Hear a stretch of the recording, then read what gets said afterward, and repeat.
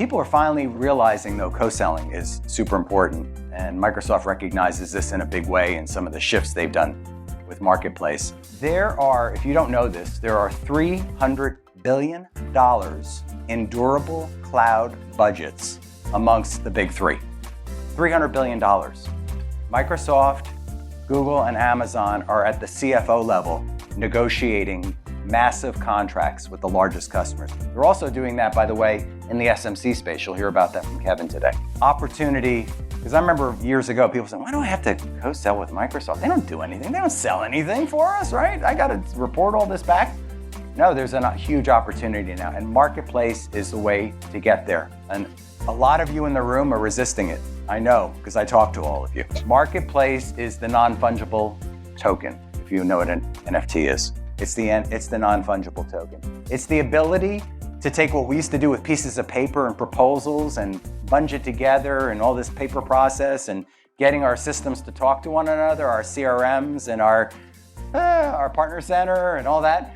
It takes all the friction out of the system, or it takes a lot of the friction out of the system. It also allows you to do what Microsoft has always called partner to partner, which I now call ecosystem-led growth, which is why we're here, because there's opportunities for all of you. You saw the pie chart, to work together more effectively. I don't want to burst your bubble. You're not the only person your customer is talking to. And Microsoft people, you're not the only person your customer is talking to. Your customer is talking to at least 7 seats at the table. My good friend Jay McBain from Canalys, who's been a big supporter and advisor to Ultimate Partner, likes to talk about the seats at the table. You see, we make the decision to buy today as technologists or as people implementing a solution the same way we buy a vehicle. Like when I went out and got my Jeep, I called all my friends that had Jeeps and I asked them, like, what do you think about the hybrid model? And you talk to the people that you trust, the seats at your table, and you make your decision. And the other partners at that table are influencing your customer. So why not work together, right? This is what partnering is all about. And by the way, the customer's not buying just a point solution. They're stitching together a business solution to a problem that they're trying to solve. And that problem may include one ISV, 2 ISVs. It might include a security partner. It might need an implementation partner. It's going to need all of those resources coming together, right, to drive that one solution. And Marketplace helps drive that. By the way, Marketplace, there are a few Marketplace vendors in the room, organizations that deliver software. One of them, WorkSpan, is a sponsor of this event. But there are a couple of others in the room that are also in this part of the world that's growing and accelerating. Predictions around Marketplace, we're all saying, like, why do I have to do this Marketplace offer? Nobody sees it. Nobody's going to buy off of my Marketplace solution. Like, why am I doing this? That's how you get to the durable cloud budgets. That's how customers, this is going to be, it's going to change things. People don't like change, right? We resist change.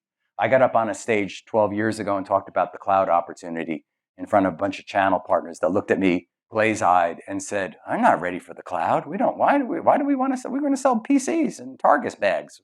Why do we want to go to the cloud? Well, guess what's happened to that industry? Yeah, this is what's happening with Marketplace in a big way. So the predictions, and I've had several guests on my podcast talking about this, $45 billion by 2025. That's a low estimate of how much revenue will go through marketplaces. That's Canalys' early estimate.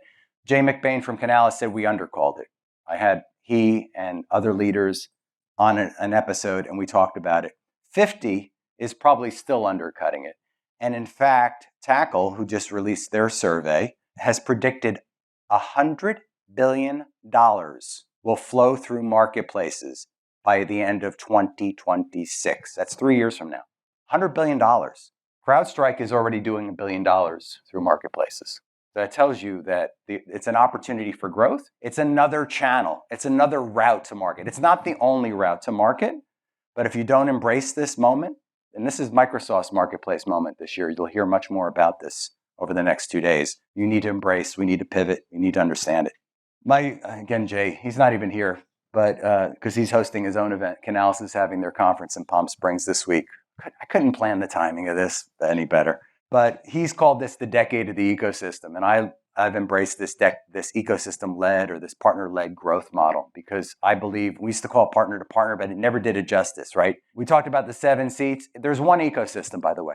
You're all part of this ecosystem. 1981, Bill Gates went to Boca Raton, Florida, and that's what started the ecosystem. Now, if I don't know if you know what happened, he signed an agreement with IBM to license his software to IBM, not sell his software, license it. And they also license the PC components so that companies like Dell and Compaq and CDW and other makers and resellers could come to become businesses, right? And that didn't really exist in a big way. Microsoft was really created. It sparked the ecosystem in 1981. Whether it even recognizes it to this day, it did it.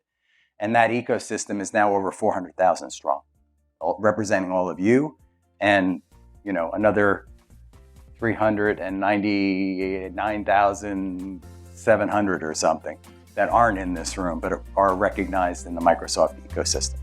This movement is real. It's all going to be about partner to partner, which means working more closely with the tech giant, means working more closely with each other, which is why you're all in the room, because there's opportunities for partner to partner. And one of the big things I get from people when we talk about not going to Inspire, not having an Inspire, is you would walk the hallway in Vegas, and at the end of those 3 days, your business, your book of business, your strategy for the year was planned. And you can't do that digitally, can you? So that's why we're here, and that's what we're going to continue to build on.